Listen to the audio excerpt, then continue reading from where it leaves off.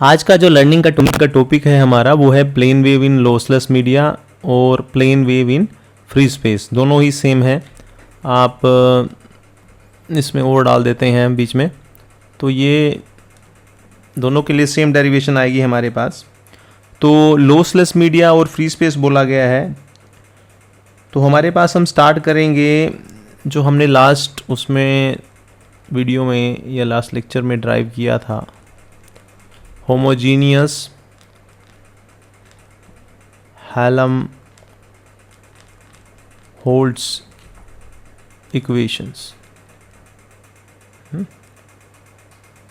Homogeneous vector बोल दो इसको, वेक्टर भी है साथ में, वेक्टर, बिकॉज जो वैल्यू थी वो इलेक्ट्रिक फील्ड और मैग्नेटिक फील्ड की थी। तो ये जो इक्वेशंस हैं वो इस तरह से हमने फाइंड आउट की थी। Del square E plus free space के लिए है तो के नोट आ जाएगा। के क्या है? वेव नंबर है। तो ये के स्क्वायर था, ई इज इक्वल टू 0। तो इलेक्ट्रिक फील्ड के लिए हमने लिख ली है होमोजीनियस वेक्टर हेल्महोल्ट्ज़ इक्वेशन। तो उससे पहले ये इक्वेशन नहीं, इसका जो सोल्यूशन होगा, इसका सोल्यूशन हमें क्या रिप्रेजेंट करता है? इसका सोल्यूशन इलेक्ट्रिक फील्ड की वैल्यू आएगी, उसको वेव बोला गया है। इसका सोल्यूशन जो है वो वेव देगा हमें। तो वेव तो मिल गई। वेव किस लिए यूज़ होती है? वेव यूज़ होती है कि हमारे पास जो इन्फॉर्मेशन है वो हम प्रोपेगेट कर सकें एक प्लेस से दूसरे प्लेस में, या जो एनर्जी है उसको सेंड कर सकें एक प्लेस से दूसरे प्लेस में। तो प्रोपेगेशन ऑफ एनर्जी और information will be in the form of wave. अब प्लेन वेव क्या है हमारे पास? वेव तो हमें पता लग गया कि ठीक है, हमने एनर्जी सेंड कर दी या इन्फॉर्मेशन सेंड कर दी। अब प्लेन वेव क्या है? प्लेन वेव में जो हम बात कर रहे हैं, प्लेन वेव वो वेव है जिसमें जो वेरिएशन होगा वो वन डायमेंशनल स्पेटियल डिपेंडेंस होगा सिर्फ। ठीक है, वन डायमेंशन। प्लेन का मतलब ये आ गया ना, पर्टिकुलर प्लेन की बात आ गई। तो इसमें हम ये कह रहे हैं कि सिर्फ वन डायमेंशनल स्पेटियल डिपेंडेंस है, तो उसे प्लेन वेव बोला है। तो अब बात करते हैं, यहीं से स्टार्ट करते हैं। तो हमने जो स्टार्ट कर रहे हैं यहाँ पे, सोर्स फ्री इक्वेशन हमने पढ़ी थी, उनसे हमने क्या किया था? Homogeneous vector Helmholtz equations derive की थी। तो ये इक्वेशन हमने लिख ली है इलेक्ट्रिक फील्ड की फॉर्म में। और के नोट क्या है? के नोट हमारे पास है वेव नंबर। इसकी वैल्यू क्या है? वैल्यू है इसकी omega mu naught epsilon note. ठीक है, ये वेलोसिटी ऑफ लाइट से भी रिलेटेड होता है। तो ये आ गया ओमेगा बाय सी। ओमेगा क्या है? Angular frequency. वैल्यू क्या है? 2 पाई एफ। एफ जो है वो ऑपरेटिंग फ्रीक्वेंसी है। इसकी यूनिट जो है वो है रेडियन पर मीटर। ये भी साथ में लिखनी चाहिए हमें। वेव नंबर का, फ्री स्पेस का वेव नंबर है ये। ठीक है, के नोट इज वेव नंबर। ये हम कर चुके हैं कि ये वेव नंबर है, फिर भी यहाँ हमने रिपीट कर लिया इसको। तो जो इलेक्ट्रिक फील्ड है, इलेक्ट्रिक फील्ड के जो कंपोनेंट होंगे, या तो x होगा, या y कंपोनेंट होगा, या z होगा। तो हम मान के चल रहे हैं कि जो रिस्ट्रिक्ट किया हुआ है हमने, जो कंपोनेंट है इलेक्ट्रिक फील्ड का, वो x कंपोनेंट है। ठीक है, और जो प्रोपेगेशन है वो z डायरेक्शन में प्रोपेगेशन है। हमने मार्क कर लिए हैं। x एक्सिस ये वाला है, ये y एक्सिस होगा हमारे पास, और ये जो है वो z एक्सिस है। तो हम अज्यूम करते हैं कि हमारे पास जो कंपोनेंट है इलेक्ट्रिक फील्ड का वो x है, और उसका जो वेरिएशन है वो z डायरेक्शन में है। वेरिएशन या प्रोपेगेशन कह सकते हो आप, z डायरेक्शन में। तो इलेक्ट्रिक फील्ड को हम रेड कलर से शो कर रहे हैं। तो ये जो वेव है, इसमें देख लो आप, कंपोनेंट जो इलेक्ट्रिक फील्ड का x है और प्रोपेगेशन उसका z डायरेक्शन में है। अब अगर हम लिखना चाहें डेल की वैल्यू यहाँ पुट करें इसमें, इस इक्वेशन में, इक्वेशन 1 दे दो इसको, इस इक्वेशन में ये वैल्यू पुट करें, तो डेल की वैल्यू क्या है? हाँ, डेल स्क्वायर की वैल्यू क्या है? Curl square upon curl X square plus curl square upon curl Y square plus curl square upon curl Z square. ये इसकी वैल्यू है, और ई एक्स साथ में लग गया आपके पास, क्योंकि जो कंपोनेंट है हमारे पास इलेक्ट्रिक फील्ड का, हम मान के चल रहे हैं कि वो सिर्फ एक्स कंपोनेंट है। और इसी तरह से इसके साथ आ गया आपके पास प्लस के नोट स्क्वायर। यहाँ भी ई एक्स कंपोनेंट है और कोई कंपोनेंट है ही नहीं है, तो इसको हमने लिख लिया है इक्वल टू इसको। ठीक है, 0 आ गया ना ये। ठीक है, अब इसमें से ये कॉमन ले लो आप, तो इसको लिख सकते हो। अब हमारे पास जो कंपोनेंट, इसको ओपन कर सकते हो आप। तो ये जो एक कर्ल बाय, इसका अगर आप x के रिस्पेक्ट में लोगे वेरिएशन तो देखोगे तो 0 रहेगा, क्योंकि जो प्रोपेगेशन है वो z डायरेक्शन में एज्यूम कर रहे हैं हम, ठीक है। और जो ये वेरिएशन है इसका y में, वो भी 0 रहेगा। ये हम देख चुके हैं अभी पीछे, ठीक है, एनिमेशन के थ्रू हमने देखा था। तो ये आ गया, तो वेरिएशन क्या रह गया, सिर्फ ये तो 0 आ गई 2 टर्म, और सिर्फ वेरिएशन रह गया z के रिस्पेक्ट में। तो इसको आप लिख सकते हो, तो एक सिंगल ही वेरिएशन रह गया, तो ये डिफरेंशिएशन में कन्वर्ट हो जाएगा। तो इसको लिख दिया हमने ई जेड, एक्स कंपोनेंट आ गया plus K naught square E X is equal to 0। तो ऐसे करके हमने इसको यहाँ पे लिख लिया।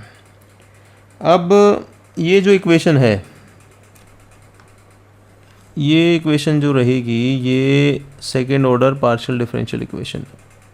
अब पार्शियल तो रहा नहीं है, इसको सेकेंड ऑर्डर डिफरेंशियल इक्वेशन कह सकते हो, क्योंकि जो वेरिएशन एक्स और वाई की है वो तो ख़त्म ही हो गई है। तो ये सिर्फ सेकेंड ऑर्डर डिफरेंशियल इक्वेशन है। और इसमें जो ई एक्स है वो डिपेंडेंट है सिर्फ जेड पे, ठीक है।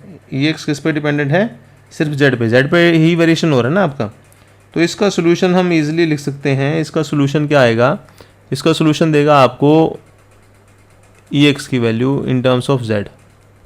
तो ये जो वैल्यू आएगी वो हम इस तरह से लिख सकते हैं, जो सोल्यूशन है, जो इक्वेशन डिफरेंशियल इक्वेशन हमने सोल्व की हुई हैं, तो उससे सोल्यूशन ये ऐसे लिख सकते हैं, plus E x minus z. तो ये सोल्यूशन जो है वो आ गया आपके पास E naught plus E raise power minus j k naught z. इस इक्वेशन का सोल्यूशन ये है, प्लस ई नोट माइनस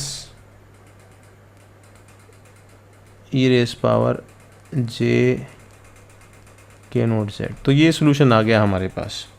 जो आपके पास ये फर्स्ट कंपोनेंट है ई naught plus E naught minus, तो ये बाउंड्री कंडीशन से हम फाइंड आउट कर सकते हैं, बाउंड्री कंडीशन को सोल्व करने के बाद।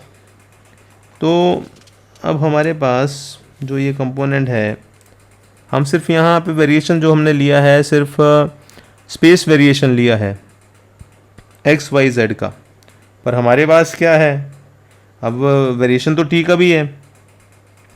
तो हमने ये देख चुके हैं कि जो टी का वेरिएशन रहता है, टाइम का वेरिएशन रहता है, तो ये जो ई एक्स हम जेड लिख रहे हैं, तो ई एक्स एक्चुअली में जेड का कंपोनेंट भी है इसमें, और टी का वेरिएशन भी रहेगा।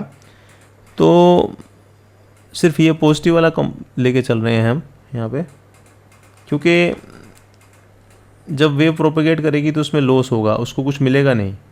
तो ये जो है, ये ट्रांसमिटेड वेव तो यही आई है, ठीक है, ये है ट्रांसमिटेड वेव, और ये आ गई आपके पास रिफ्लेक्टेड वेव, जो हमें रिसीव नहीं हुई है, वहाँ से रिसीवर से रिफ्लेक्ट बैक होके वापस आ गई है, क्योंकि वो जेड की डायरेक्शन में बढ़ते हुए क्या हो रही है, जब जेड की डायरेक्शन की तरफ इंक्रीज़ हो रही है आते हुए, ठीक है, वेव का जो एम्पलीट्यूड है वो इंक्रीज़ हो रहा है। तो हमारे पास सिंपल सी बात है कि यहाँ पे अगर हम वेरिएशन लिख रहे हैं, मूव करो वहीं पे, तो टाइम का वेरिएशन भी रखना पड़ेगा हमें। और टाइम का वेरिएशन हम देख चुके हैं, पहले भी लिख चुके हैं इस चीज़ को, कि उसको हम ऐसे लिख सकते हैं, रियल ऑफ जो स्पेस का वेरिएशन है वो, ठीक है, स्पेस का वेरिएशन ये आ गया इनटू ई raise power j omega T. हम जो कोसाइनसोइडल वेरिएशन है वही लेके चल रहे हैं, तो इसको हम लिख सकते हैं real of E x plus z की वैल्यू क्या थी, E naught plus E raise power j minus j k naught z into E raise power j omega t. तो हमारे पास था ही, तो इसको अगर आप लिखना चाहो तो इसको लिख सकते हो real of E naught plus E raise power, इसमें से जे कॉमन ले सकते हो, ओमेगा टी माइनस के नोट जेड। ये आ गया हमारे पास। इसको अगर आप कोस की फॉर्म में लिखना चाहो तो कोस की फॉर्म में भी इसको लिख सकते हो, ये ब्रैकेट क्लोज है यहाँ पे, तो इसको आप लिख सकते हो E naught plus cos omega T minus के नोट जेड। ये आ गया हमारे पास E x z comma t. ठीक है, सिंपल सी बात है। और इसकी यूनिट जो है ई नोट है तो वोल्ट पर मीटर यूनिट है इसकी। तो अब हम अगर फाइंड आउट करना चाहें कि हमने फाइंड आउट करना है एच, मैग्नेटिक फील्ड को हमने लिखना है, तो मैग्नेटिक फील्ड को लिखने के लिए हमारे पास रिलेशन है जो मैक्सवेल इक्वेशन हमने फेजर फॉर्म में की हैं या टाइम हार्मोनिक फॉर्म में की हैं, वो है is equal to minus J omega mu naught रहेगा क्योंकि फ्री स्पेस की बात हो रही है, और एच। तो ये रिलेशन अगर हम यूज़ करें, डेल क्रॉस ई अगर आपने सोल्व करना है तो डेल क्रॉस ई को सिंपली आप सोल्व कर सकते हो बाय यूजिंग दिस रिलेशन। तो इसमें डेल की वैल्यू क्या है, A X A Y A Z ये कंपोनेंट रहेंगे उसमें। तो इसमें रहेगा curl by curl x. Curl by curl X क्या है, तो इसको पूरा लिख ही लो, बाद में जीरो पुट कर देंगे जो वैल्यू जीरो है। Curl by curl x curl by curl z, तो इसमें जो वैल्यूज़ हैं E x E y E z, तो ये वैल्यूज़ रहेंगी। तो इसमें जो जीरो है वो भी पुट करते हैं। तो इसी तरह से हम जो आपकी राइट हैंड साइड है उसमें भी हमारे पास जो वैल्यूज़ हैं ए एक्स एच एक्स, ठीक है, इसमें जो प्लस वाली वैल्यू है पर्टिकुलर डायरेक्शन में प्रोपेगेशन है प्लस जेड डायरेक्शन में, माइनस जेड डायरेक्शन का नहीं ले रहे हैं हम कि वहाँ पे कुछ प्रोपेगेशन हमारे पास हो रहा है, प्लस ए वाई एच वाई प्लस ए जेड एच जेड प्लस। तो ये आपके पास आ गया हमारे पास। ठीक है, तो अब इसमें जो टर्म्स जीरो हैं वो ज़ीरो पुट कर दो। हमारे पास ये वाले term zero, curl by curl X का वेरिएशन हमने देखा था ये जीरो था, कर्ल वाई का वेरिएशन था जीरो था। कंपोनेंट सिर्फ हमारे पास क्या है, ई एक्स कंपोनेंट है, ई वाई नहीं है और ई जेड नहीं है। तो इनकी जगह हम अलग से नहीं लिखते हैं इनको ही जीरो कर देते हैं। तो ये ज़ीरो हो जाएगा आपके पास, ये ज़ीरो हो जाएगा, ये भी ज़ीरो और ये भी ज़ीरो। हम ये बता चुके हैं कि ये ज़ीरो क्यों हो रहा है। और अगर आप इसको यहाँ पे ज़ीरो कर देते हैं, ज़ीरो, ये भी ज़ीरो और इसको भी ज़ीरो कर दो, तो सिंपली हम इसको सोल्व कर लेंगे। तो ई एक्स जेड कर लो इसको, क्योंकि वेरिएशन किस में जेड में, और प्लस लिख लो क्योंकि हम जो प्लस जेड वेरिएशन ही ले रहे हैं, माइनस में कुछ भी हो रहा है हमारे पास उसको कंसिडर नहीं कर रहे हैं। तो इसको अगर आप सोल्व करोगे, इसको ए X A Y A Z component के लिए इसको सोल्व करो और कंपेयर करो बोथ साइड कि हमारे पास जो एच एक्स की वैल्यू क्या रहेगी और देखो ए एक्स की वैल्यू क्या रहेगी, ये गया ज़ीरो ज़ीरो, ए एक्स वाला कंपोनेंट हमारे पास क्या आ गया, ज़ीरो आ गया। तो आप कंपेयर करोगे ए एक्स कंपोनेंट को, तो एच एक्स प्लस का जो कंपोनेंट रहेगा वो ज़ीरो रहेगा। मैंने बता दिया क्यों रहेगा। इसी तरह से अगर आप एच जेड ए जेड निकालना चाहें, इधर ए जेड ये गया, तो ए जेड कंपोनेंट भी ज़ीरो आएगा। तो इसी तरह से जो एच जेड को कंपेयर करोगे, ए जेड के कंपोनेंट को कंपेयर करोगे तो एच जेड भी ज़ीरो आएगा। हमारे पास जो कंपोनेंट आएगा वो आएगा एच वाई प्लस।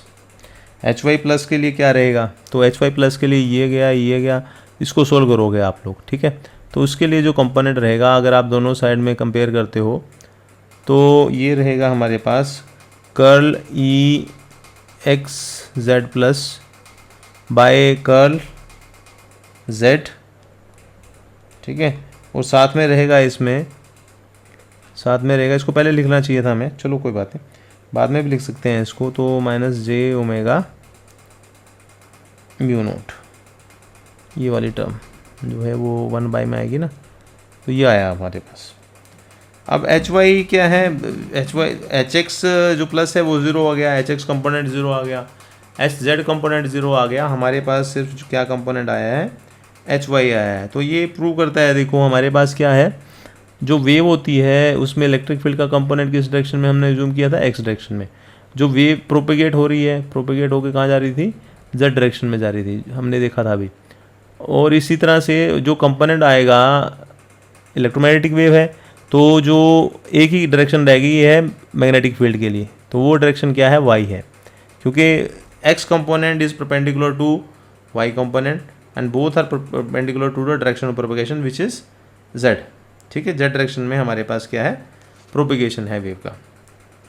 तो अगर इसको आप फाइंड आउट करते हो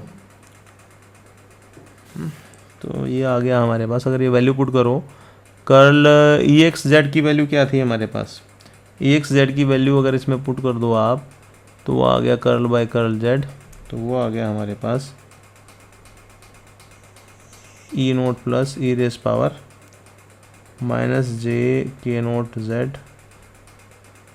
ठीक है जी।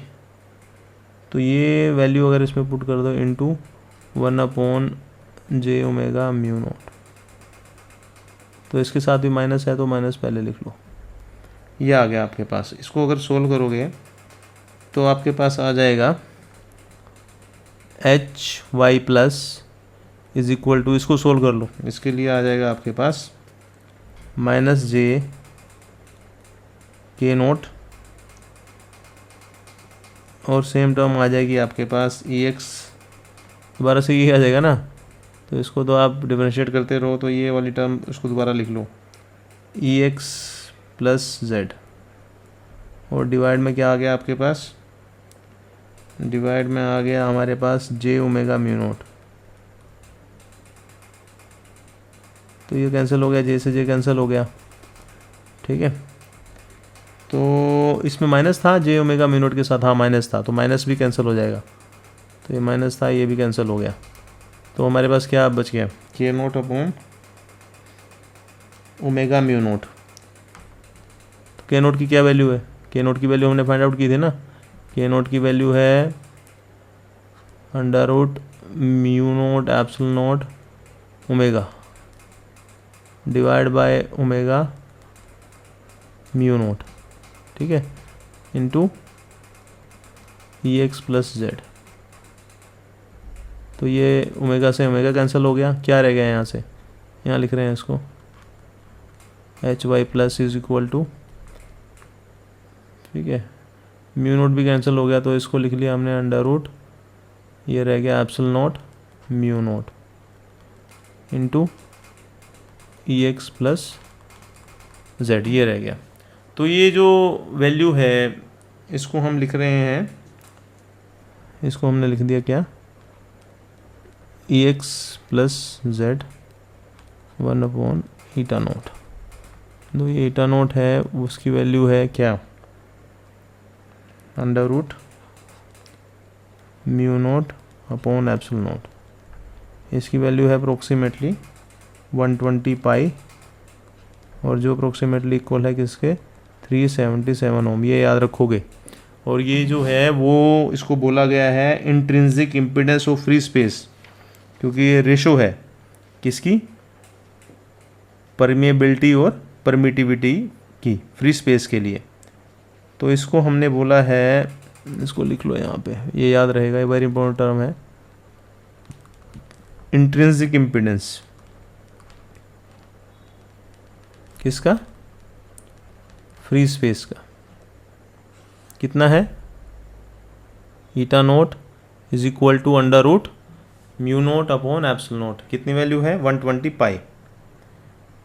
तो ये वैल्यू आ गई हमारे पास किसकी, एच वाई प्लस की वैल्यू आ गई। हमने देख लिया कि वो अगर डायरेक्टली आप जो कंपोनेंट था उसको डिवाइड कर दो इंट्रिंसिक इम्पीडेंस से, तो डायरेक्टली हमारे पास जो मैग्नेटिक वेव है उसका वैल्यू हमारे पास आ जाएगी।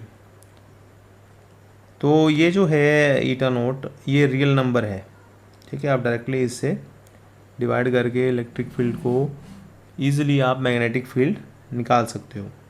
तो अगर हम मैग्नेटिक फील्ड को लिखना चाहें अब कंप्लीट को, जिसमें वेरिएशन जो आएगा, जैसे हमने इलेक्ट्रिक फील्ड को लिखी, टाइम का वेरिएशन भी हम डाल रहे हैं, तो उसको ऐसे लिखेंगे H Y plus z comma t, तो ये वेरिएशन भी डालना पड़ेगा। तो उसको लिखेंगे a y real of H Y plus z E raise power j omega t, इसको ऐसे लिख दिया।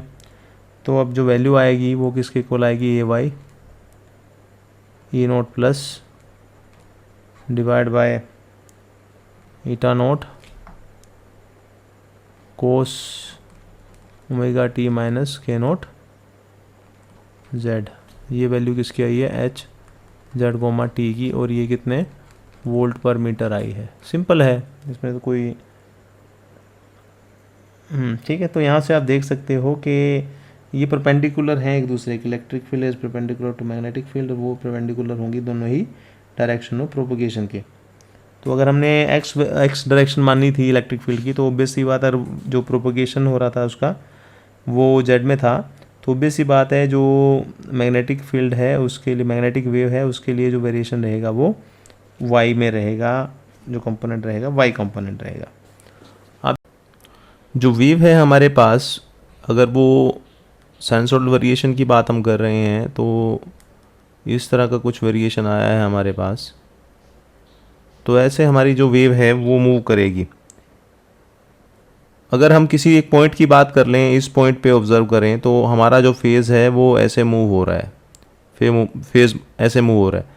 तो आप जो फेज़ की वेलोसिटी है, और अगर कोई फेज़ की वेलोसिटी के साथ सेम वेलोसिटी से मूव हो रहा है, ठीक है, फेज़ मूव हो रहा है, ये वेरिएशन आएगा ना, ये साइनसॉइडल वेरिएशन है हमारे पास और फेज़ मूव हो रहा है।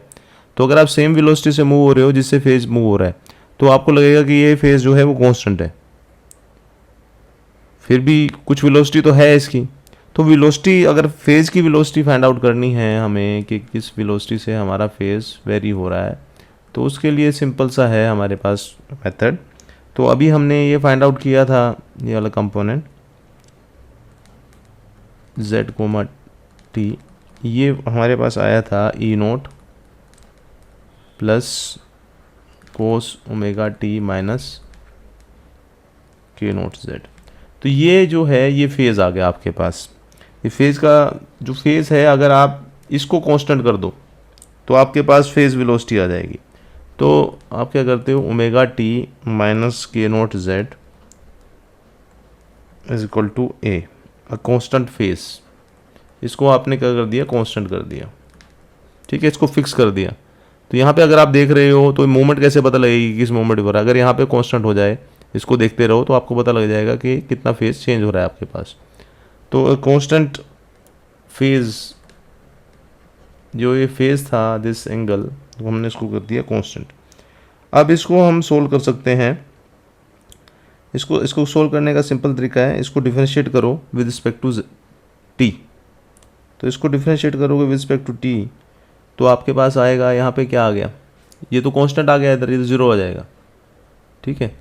तो यहाँ पे आएगा ओमेगा माइनस के note D Z by D T. Simple है, विद रिस्पेक्ट टू टी हमने क्या कर दिया, इसको डिफरेंशिएट कर, ये कांस्टेंट है तो ज़ीरो आ गया। तो आपके पास क्या आया, D Z by D T, ठीक है। तो ये अगर आप सिंपल है, ये अगर आप मान के चल रहे हैं, ये z है और ये जो वैल्यू है हमारे पास, ये वैल्यू है ई एक्स जेड की, और ये t की वैल्यू के लिए, किसी t की वैल्यू के लिए प्लॉट किया हुआ है। तो ये लेटर से हम क्या कर रहे हैं, t की पाई बाय ओमेगा वैल्यू के लिए प्लॉट किया हुआ है जो साइनसॉइडल वेरिएशन है। तो ये मतलब जो टाइम का वेरिएशन आ गया, जेड के टाइम का वेरिएशन क्या आएगा, इस डायरेक्शन में टाइम के साथ कितना वेरिएशन आएगा, वो क्या देगा, फेज़ वेलोसिटी। तो ये जो फेज़ वेलोसिटी रहेगी D Z by D T कितना आया, ये ओमेगा को उधर लेके जाओ तो ओमेगा बाय के नोट आ गया। ओमेगा क्या है, ओमेगा की वैल्यू है 2 पाई एफ, के नोट की वैल्यू पुट कर लो, के नोट की वैल्यू थी under root mu naught epsilon naught. तो ओमेगा से ओमेगा कैंसिल हो गया, तो 1 upon mu naught epsilon naught क्या है, 1 अपॉन सी। तो ये आ गया आपके पास 1 अपॉन सी, तो ये आ गया सी क्या, वेलोसिटी ऑफ लाइट। तो जो फ्री स्पेस रहेगा, फ्री स्पेस में ये फेज़ वेलोसिटी आ गया आपके पास, फेज़ वेलोसिटी। और फेज़ वेलोसिटी किसके इक्वल आया है, ये आया है यूपी देते हैं इसको, ठीक है, यूपी इज़ फेज़ वेलोसिटी। और ये किसके इक्वल आया है, D Z by D T के इक्वल, ठीक है, इक्वल टू है यहाँ पे, equal to D Z by D T. कितनी वैल्यू आई है, सी क्या है, वेलोसिटी ऑफ लाइट। तो हम ये कह सकते हैं कि हमारे पास जो फेज चेंज है फ्री स्पेस में, जो लॉसलेस मीडियम के लिए हमने फाइंड आउट किया है, वो किस स्पीड से होता है, वेलोसिटी ऑफ लाइट से होता है। और कितनी कितनी वैल्यू है इसकी वेलोसिटी ऑफ लाइट की? 3 × 10⁸ मीटर पर सेकेंड। इस स्पीड से हमारे पास जो है फेज चेंज हो रहे हैं। अब हमारे पास एक और रिलेशन हम कर लेते हैं, वो है सिंपल वेव नंबर का। वेव नंबर जो है, वेव नंबर क्या था हमारे पास फ्री स्पेस के लिए? के नोट। ये रिलेशन होल्ड कर रहा है किसके साथ? लैम्डा के साथ। 2π/λ0 का रिलेशन है। ठीक है, इसको ऐसे भी लिख सकते हो कि जो लैम्डा नोट है वो है 2π/k0 के इक्वल। तो ये रिलेशन भी हमारे पास होता है। ठीक है, तो ये आप लोगों ने याद रखना है।